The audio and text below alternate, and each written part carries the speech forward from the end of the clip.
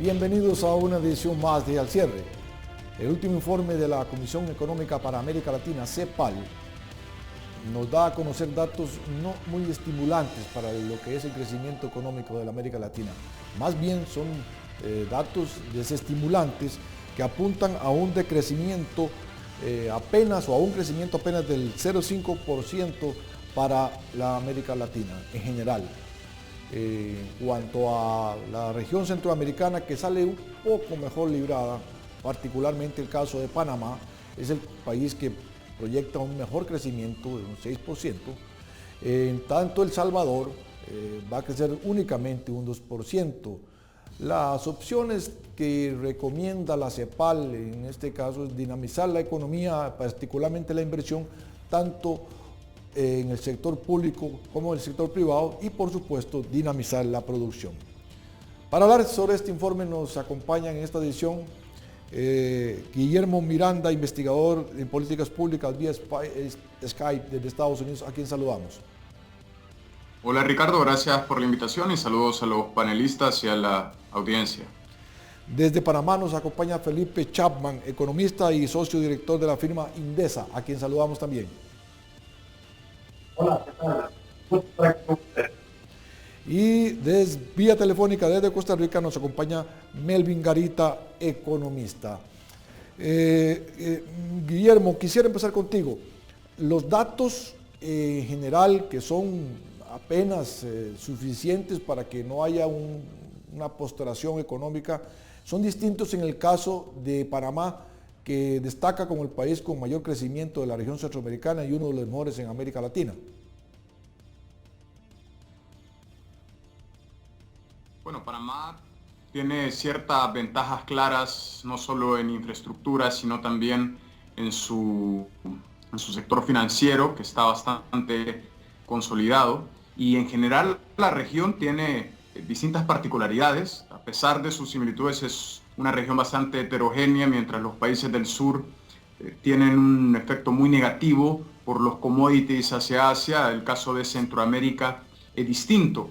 Y lo más preocupante en este escenario es que aún así, con estas malas noticias, como bien mencionabas, todavía no hay esfuerzos encaminados a funcionar como región. Es decir, Centroamérica sigue siendo un conjunto de países que en la práctica operan como islas.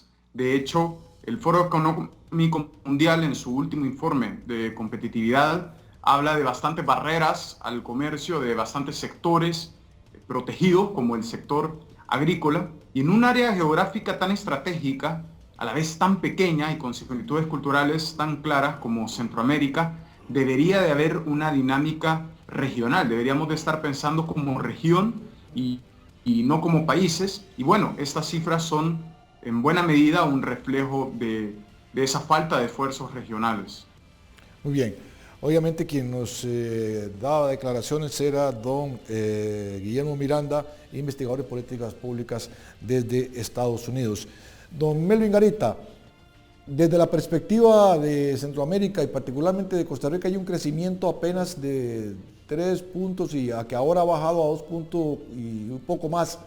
¿Es esto estimulante o es esto apenas un respiro o una forma de que todo siga igual?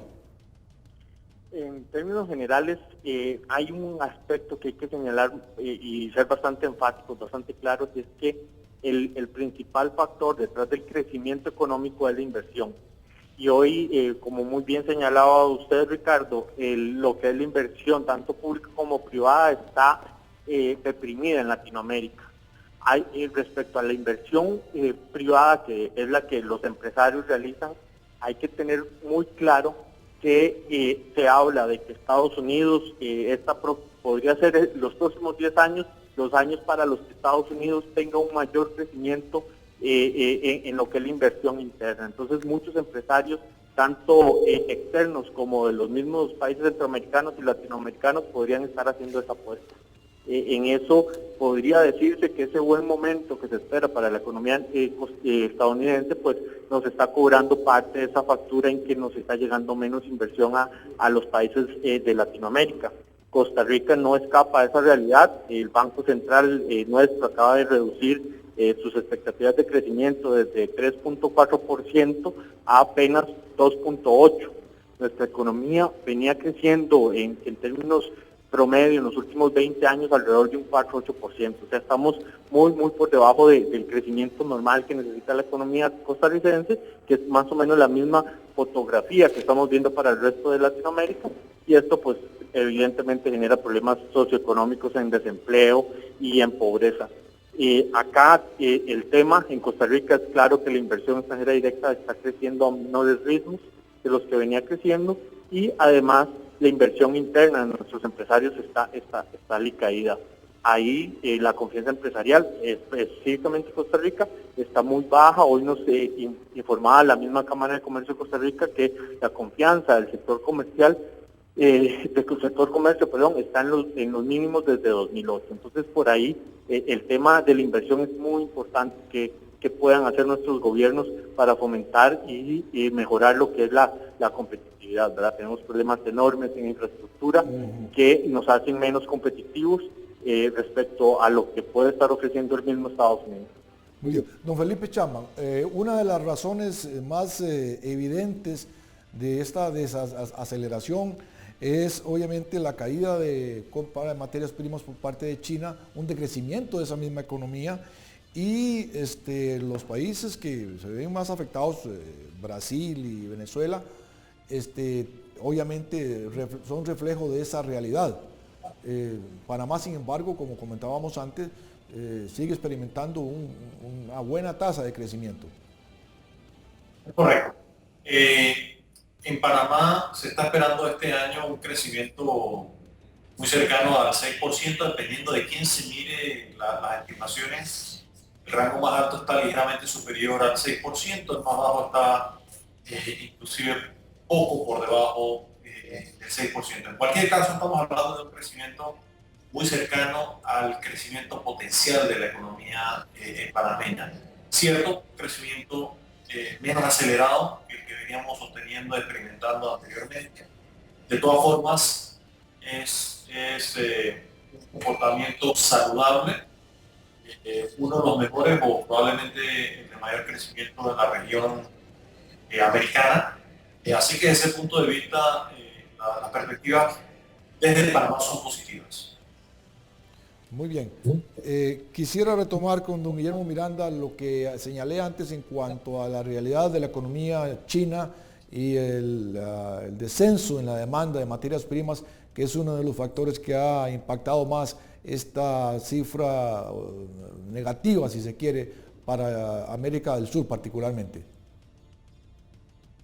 Sí, esa dinámica ocurre principalmente cuando se le apuesta únicamente a ciertos sectores, en este caso a las materias primas, y no se cree que es posible una mejora por ejemplo, en el caso de Costa Rica y Panamá, si hacemos referencia a Centroamérica, una mejora en la innovación o en la adquisición de nuevas tecnologías en sus industrias o en sus servicios. Eso es elemental. Por eso decía, esto es una región heterogénea que cada una tiene sus debilidades o ventajas. Panamá y Costa Rica ya están a un nivel donde deben apostar a ese tipo de esfuerzos para no tener que soportar estos shocks negativos del lado de las materias primas tan fuerte, mientras que otros países, como es el caso, por ejemplo, de Nicaragua o de Honduras, necesitarán reforzar el tema de infraestructura aún más que los otros. Por eso insisto en que cuando hablamos de competitividad, un error es no pensar como región, sino pensar como países. Eso que está experimentando Panamá, que tiene una situación mucho mejor que el resto de países, se debe a que tienen apuestas en el caso de infraestructura, es obvio, y por eso como región podríamos revisar cómo aprovechar ese tipo de ventajas y qué tienen los otros países. Al final, Centroamérica, en sus pequeñas naciones, no es nada competitivo frente a un mercado globalizado mundial. Y si queremos competir con estas economías de escalas, tenemos que abrirnos y expandirnos como un mercado más consolidado. Muy bien. Vamos a ir a una pausa y regresamos en unos instantes en esta edición de Al Cierre.